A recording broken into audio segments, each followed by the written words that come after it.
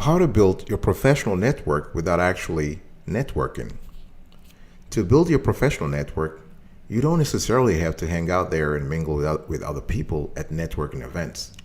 If you don't have time to network, are an introvert, are plain shy, or just want to try other astute ways to cultivate better relationships, watch this video.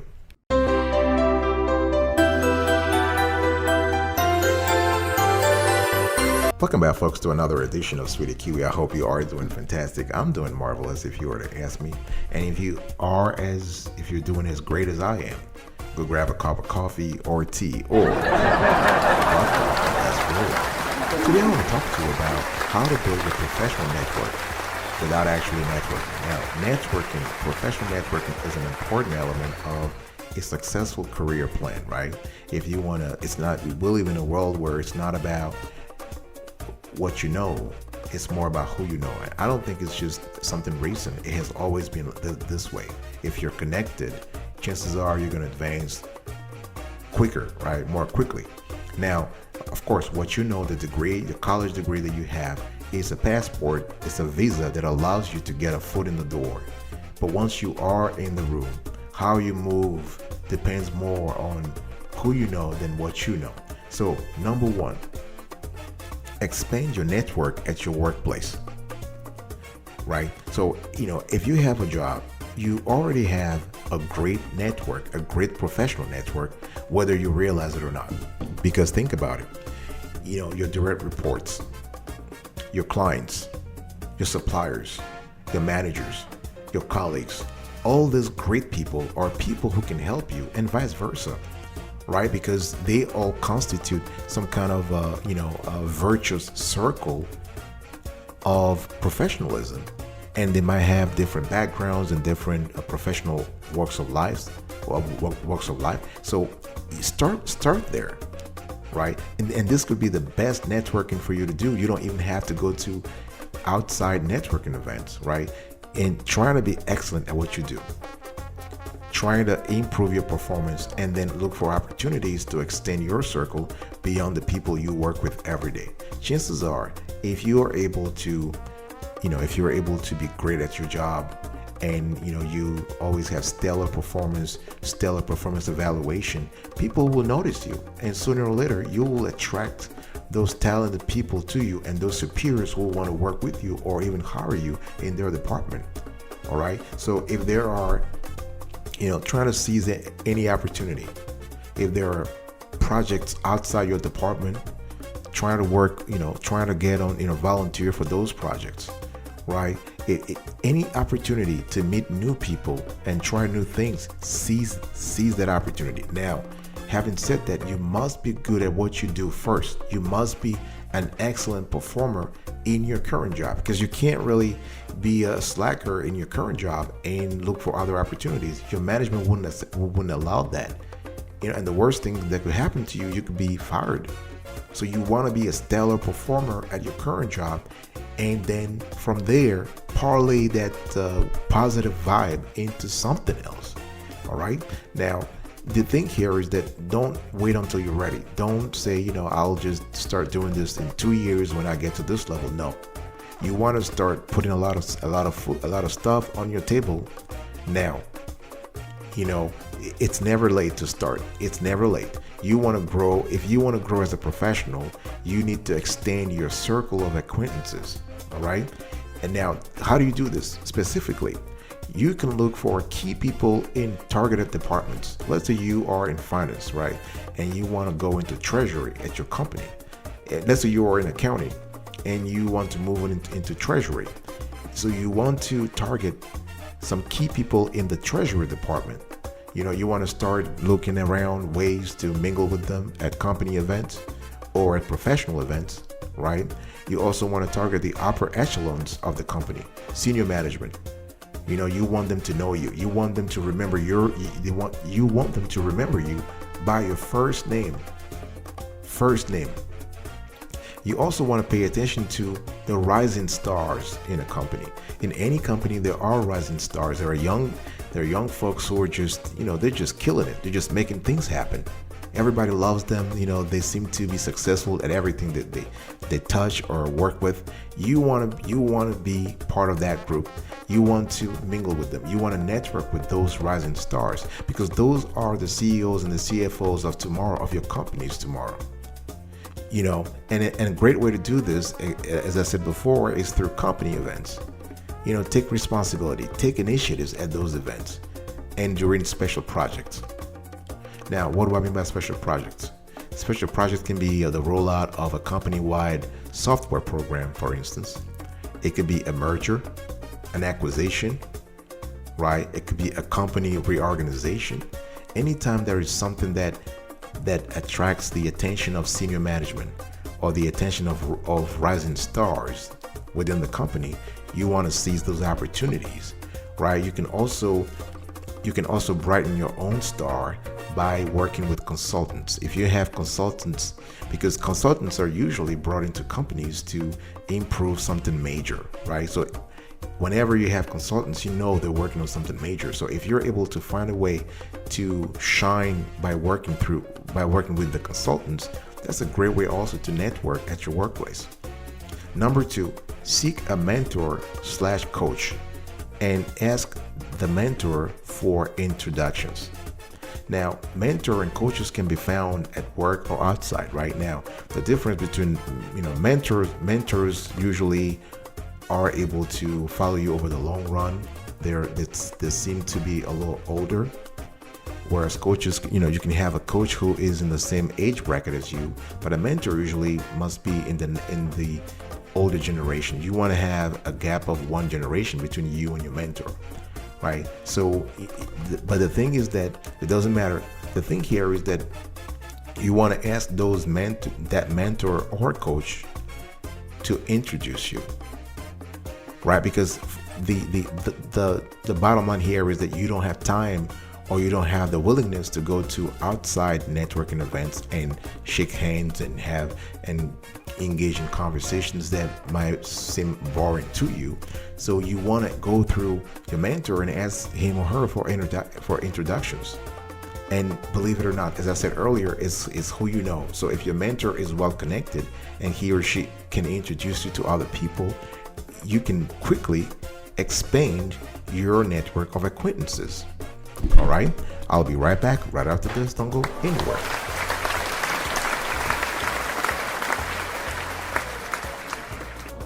Welcome back, folks, to another edition of Sweetie Kiwi. We are still having a conversation here about how to broaden your professional network without actually networking. The traditional sense networking in the traditional sense is going to an event, shaking hands, engaging in conversation with strangers who potentially could become acquaintances, and some people are not really interested in doing that. And today we are talking about how to build your professional network without actually networking. And if you love the content's clarity and quality so far, please consider subscribing to our channel and turn on the notification bell so that you can be informed whenever we release a new show. And we do this every single day, rain or shine. Also, comment below, let us know your experience when it comes to networking, and have you tried actually networking before without actually going to a networking event? Let us know the pros and cons, and also like this content and share. Number 3, you want to provide introductions for others. Now, if you want to expand your network, Karma said you have to also help others expand their own networks, right? This is just a karmic law. So you want to introduce people to other people in real life. You want to become a common denominator. You want to become a connector, right? If you want to make sure that you have people in your corner when you need them, help others, even when you don't need anything in return. Actually, it works better if you don't need anything in return. Actually, just do things, out of goodwill, and the universe will reward you, will thank you. Now, how do you introduce people? You can introduce people online. You can introduce people in real life. You can provide referrals for qualified connections, right? You can write recommendations for former colleagues who are moving on to better things. You can recommend contacts on LinkedIn. You can endorse them. You can even serve as a reference on somebody's resume. So when they call you, you give a great review about that person, right? So, I guess what I'm trying to say here is that you want to be there when your connections need you, because you currently have connections. Even if you have 2 or 3, work on those first, help them grow, and you will grow with them, right? So this is very important. Number 4, use your social media to the fullest. We live in an era where, with the advent of the internet and social media, you don't need to always go to physical face-to-face networking events. You can just let social media do it for you. And a great social media such as LinkedIn will do the legwork for you, right? You can get people in your field, in your targeted field. You can have people endorse you. You can get people introduce you. You can get people actually recommend you, right? So all of those things are very, very important now when it comes to social media. LinkedIn is not the only one. Actually, as a matter of fact, Facebook, Instagram, and Twitter also could be great breeding grounds for people who want to expand their professional networks, depending upon the industry, right? Every industry is different. Every industry has different platforms for expansion or for acquaintance acquisition. So you want to look for what works for you. It's true that today LinkedIn is still the gold standards. I mean, they have nearly 700 million users in 200 countries. So it's, they have the widest reach of any career-focused network. And chances are your colleagues are on there already. Your employers are there. Your recruiters are there, right? So you want to use that to be able to advance. You want to use social media to the fullest, which is very important. I want to mention something before I move on to next level here, next section here. Make sure you take care of your reputation online.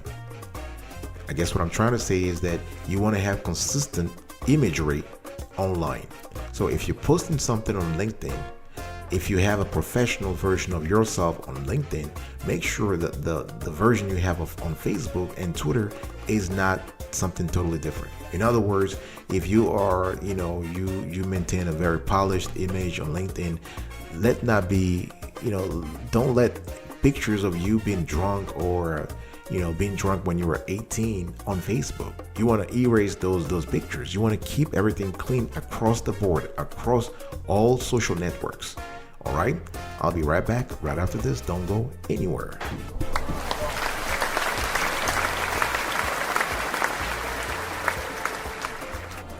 Welcome back, folks, to another edition of Sweetie Kiwi. We're still having a conversation here around how to build and expand your professional network without actually networking. And number 5, get busy outside of work. Now, you can actually expand your professional network without even thinking about work. Do you have a hobby? Do you have a passion outside of work? Because, in my industry, for instance, I've seen a lot of contracts being signed on golf courts. People are signing contracts when they were playing golf. So you don't have to go to formal networking events to meet people. You can connect with others in the best possible way through shared interest, right? So you can meet people at sports events. You can meet people at family reunion. Let's say your children are playing lacrosse, and you meet people at or your children are playing or dancing ballet. You have your daughter or dancing ballet. You go to a ballet concert and you find other parents there and you connect. So the idea here is networking, even though you have the term professional networking, doesn't need to be in a formal setting. It can happen anywhere. So you want to get busy outside of work. Another thing you can do also is that you want to be open. You want to be open to meeting other people, right? You want to be open to the idea that the person, you don't know who might help you, and you don't know who you might help in the future. So by having this sort of open mind, this can help you a lot in the future. Which leads me to the number 6 here. Try unconventional routes. When it comes to networking, there are several ways to do them, and one such way is volunteering. volunteer. You never know who you're going to meet. You never know, the person you're going to connect with. Volunteer. Give back to the community. Give your free time. Volunteer once a month. Do something like this. And volunteering is even less stressful if you are more of an introvert. Volunteering is less stressful than actually, dressing up and going to a formal networking dinner, right? Volunteering, there's nothing expected. If things happen. If nothing happens, nothing happens, right? But you're just going there to give your time and energy. And if you meet someone there with whom you connect professionally enough, that's great. You can also serve in a professional organization. For instance, you have chambers of commerce, you have professional association. So let's say if you are a travel blogger, for instance, and there is an association of travel reporters in, say, Colorado, you can be the treasurer of that association, or you can be the president of that association. So you are serving in a charitable manner, in a volunteer manner, in a professional organization that helps you meet other people. You can also reach out to members of your religious congregation, right? So the church, synagogue, mosque, temple, you name it. You can really build great lifelong relationships through religious congregations. You can also meet people through political campaigns. By working on a campaign, you can form lifelong relationships. You can also mentor or coach other people. Earlier, I was telling you to reach out to your mentor or coach at work. Now you can serve as mentor and coach of other people. Right now, you might say, well, how do I meet other people? Through mentoring people. Well, you never know. That's the beauty of networking, right? You give your time, and then in return, the universe will give you what you're looking for. And you never know who you will meet. You never know the person you're mentoring, if that person knows someone who knows someone who knows someone who knows someone, right?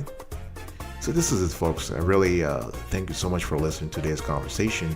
Just gonna recap the talk here. How do you build a professional network without actually networking? Number one, expand your network at your workplace. Seek a mentor or coach and ask him or her for introductions. Provide introductions for others. Use your social media to the fullest. Get busy outside of work. And number 6, try unconventional routes. I'll see you next time. Until then, remember, stay marvelous.